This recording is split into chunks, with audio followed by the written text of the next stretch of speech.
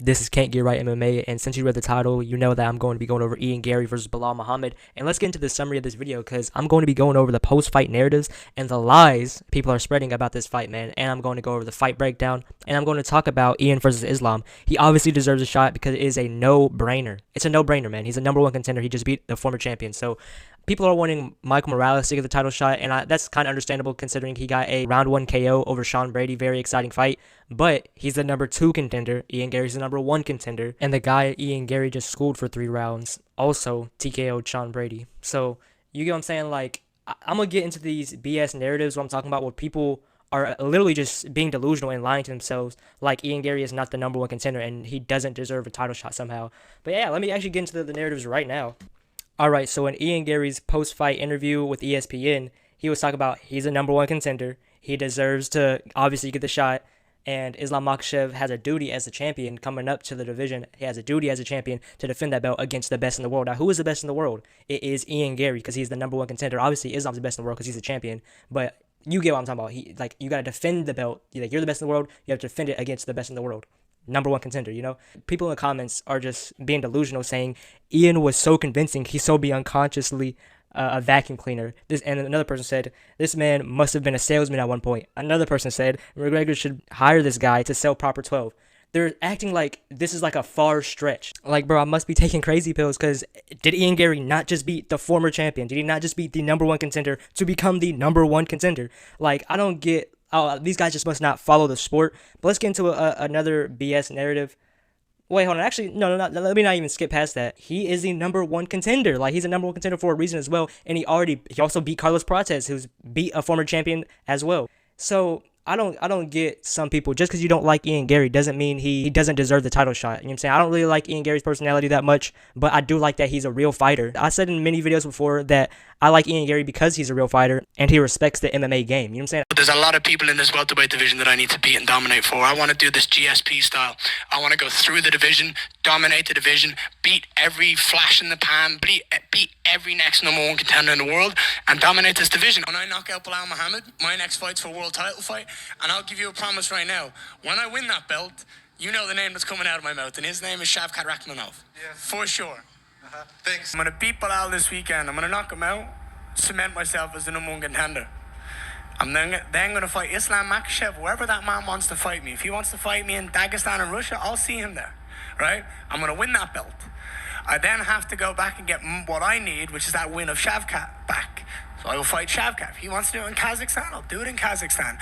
And then I'm going to go back, and I want to fight in Rio, in Rio de Janeiro, against Carlos Prates. I'm going to give him an opportunity to try get that win back and fight for the belt. I'm going to knock him out, and then afterwards I'm going to tell him, now, son, you can go to sleep, knowing that I'm just better than you. I don't get how people don't appreciate that. Like, we have people like Arman Sarukian go into a draw with Oliveira. Like a little cope, right? A little cope. Let me cope for a little bit for my boy Olives, right? Arman Sarukian went to a draw with Charles Oliveira, and after that, he pulled out on a 1 day's notice and was being inactive for like a year and some change, bro. And people were talking about, he's still the #1 contender. He still should be the #1 contender. Dude, Ian Gary's stepping up on short notice. He's been active, fighting dangerous guys, shutting some of the scariest fighters down in his division. But people are refusing to give him credit, and it's just annoying, very annoying. But let's get into this other narrative. Backing up the whole time and didn't want to engage. Bilal was the one pushing the pace. What a bum. This has to be rage bait. But look, backing up the whole time and didn't want to engage. I'm glad I get to talk about this on my channel. The whole backing up and not wanting to engage narratives that people put on these strikers, man, or these kickboxers.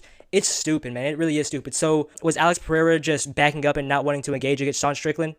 Oh, but he got the KO, so he wasn't, you know what I'm saying, backing up that fight. It's like, people say, oh, you're a runner. You're running away from the fight. No, bro. If you're a fighter that doesn't know how to fight on their back foot, that's a massive hole in your game. And especially if you're a fighter with a reach advantage and you don't know how to fight on the back foot, you're just a moron, you know? And really lock into what I said about that Alex Pereira fight, man. What is Sean Strickland? Walking forward, pressure, walking forward, defense, walking forward.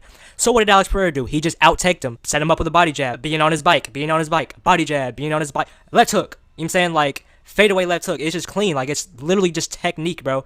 If you, like I said, if you just can't appreciate that, I don't know, man. I don't know. I don't know what to say about that. Now, I'm not the guy that's always quick to call somebody a casual, but if you don't understand or just appreciate distance management, then like what other name can I call you? Like also, dude, you can like a Diego Sanchez versus Clay Guida off fight all you want, bro.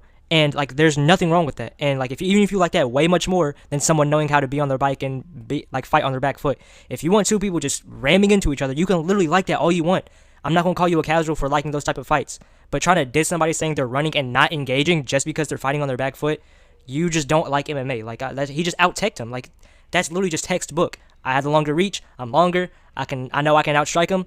Let me be on. Like let me use lateral movement and just piece this motherfucker up. And he did that the whole time. Absolutely dominated him while quote unquote running and not engaging. Come on now. Dude, Ian Gary's distance management is literally one of the best in the division, bro. He'll make people just miss. And that's what I want to talk about also with this Bilal fight. He was making Bilal with the air most of this fight, bro. And he's saying Bilal was pushing the pace. Just because Bilal was going forward doesn't mean he was pushing the pace. Ian Gary was lighting him up with those jabs and destroying his leg. And he landed way much more. Now, another person said, bro forgot he was beaten by Shavkat then. Well, just because he was beaten by Shavkat Rakhmonov doesn't mean he's not the number one contender. You know what I'm saying? But also, dude, so Shavkat should get the title shot right now? Oh, wait, he's injured. He's injured. He can't fight for the title right now. So I even bring up Shavkat Rakhmonov. Ian Gary's the number one contender. How many times do I have to say this, bro? And then this other person said, lol, nice leg kick plus eye poke spam. Now, I'm going to talk about the eye pokes in this fight, and that's fair. Like, I'm not going to say anything about that, like, or say this person's wrong for saying, like, the eye poke. He didn't spam the eye poke, right? He eye poked him, and then I don't think the last eye poke was, like, intentional. I guess the first eye poke is up for grabs, whether it was intentional or not, but the second eye poke was, like, his fists were closed, you know, and it got Bilal's eye, so that sucks. But those leg kicks, he was destroying his legs, so what, like, he was spamming leg kicks?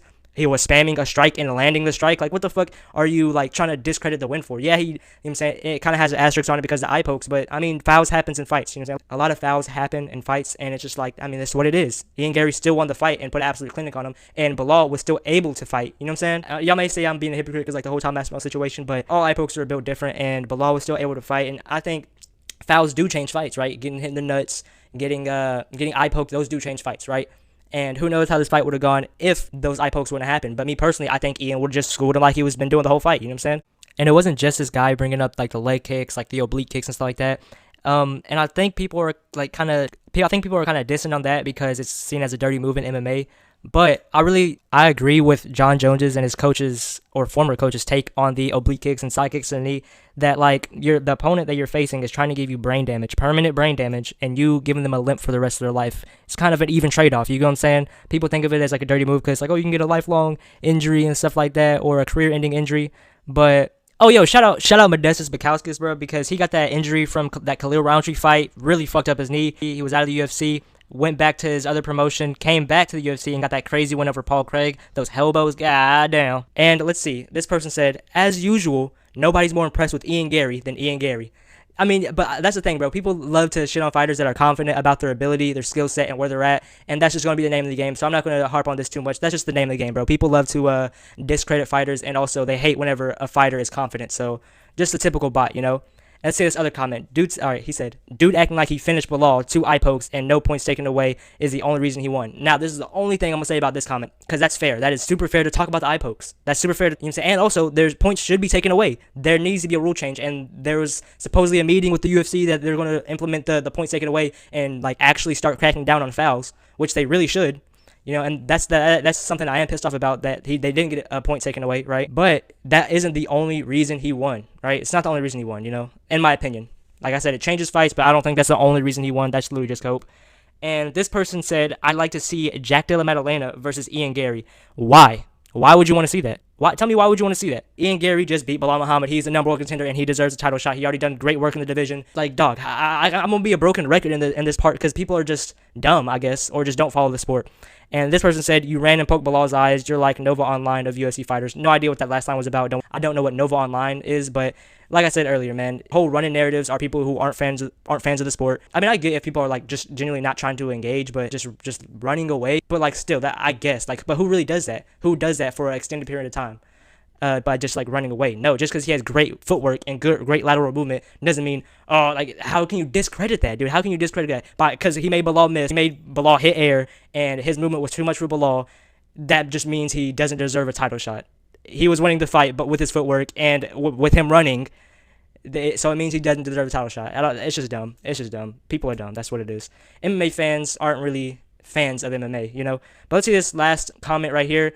This person said, a tough, durable man who hasn't been, he's quoting Ian right here, Ian Gary. He said, a tough, durable man who hasn't been finished in 8 years and couldn't finish him either, right? Because Ian Gary was talking about how tough Bilal was. But this person said, so since I continue my streak of winning decisions that were very 50-50, I won a title. His decisions aren't 50-50. I mean, he almost got finished in the 5th round by Carlos Prates, but that doesn't mean it was a 50-50 fight. He just completely shut down Carlos Prates. His only loss was to Shavkat Rakhmonov. That was a close fight, you know, and MVP. He didn't shut down MVP on the feet, right? I know he said he snake charmed the snake charmer, but that just wasn't true, you know. But he just out grappled him, right? Just fight IQ. Oh yeah, let me just out grapple you, you know. That wasn't a 50-50 fight. People are literally just making false narratives because he's a decision fighter. You know what I'm saying? He hasn't got a crazy knockout with some of these higher level fighters, right? So that just automatically means every single one of these fights are split decisions and 50-50 fights. It's just dumb takes. And also, I want to go into more about how MMA fans, quote unquote, they like a lot of them just don't know anything about the sport, but they talk so freely about it, right? Like MMA fans that don't follow the sport will just say whatever they want. Like, for example, this video on Instagram was going over how Makhachev, you know what I'm saying, he's been grabbing the gloves and all that stuff, right? And this person said, if this was an actual rule break, it is a rule break, it's against the rules. Okay, let me actually read what this person says. Never mind. This person said, if this was an actual rule break, he would have been penalized by now. He's not meaning it's allowed. So he's saying Islam Makhachev's not meaning to do it, and he's saying it's allowed, and it's not a rule break. It is against the rules. You can grab your own glove. That's allowed. You can grab your own glove, but you cannot grab your opponent's gloves. That's literally common knowledge. And this person also said he doesn't mean to do it. He's doing it on purpose. He's using it to get the throws, bro.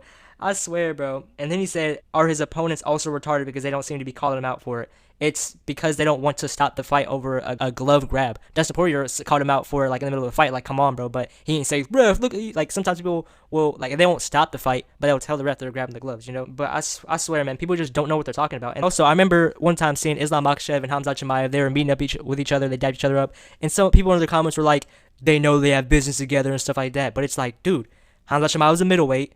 He's been at middleweight. He's never come back down to 170. And Islam Makhachev's not going up to 185, and that's just obvious. And also, this Instagram video here, like, this person was posting about judo throws and just throws in general. And people were saying, it's not judo, it's sambo. Sambo is not a mixed martial art. Sambo is not a mixed martial art. It's basically MMA. It's literally just MMA, but people reward grappling more than striking, you know? I swear, like, it's not a mixed martial art, bro. People don't know what they're talking about. And they just, like, everybody just, like, you scroll, it's not judo, it's sambo. It's not judo, it's sambo. It's not. I swear, people just don't know what they're talking about. Like I said, it's not a mixed martial art, and it's not a grappling art. It is just mixed martial arts, but grappling is scored more favorably than striking. You know what I'm saying?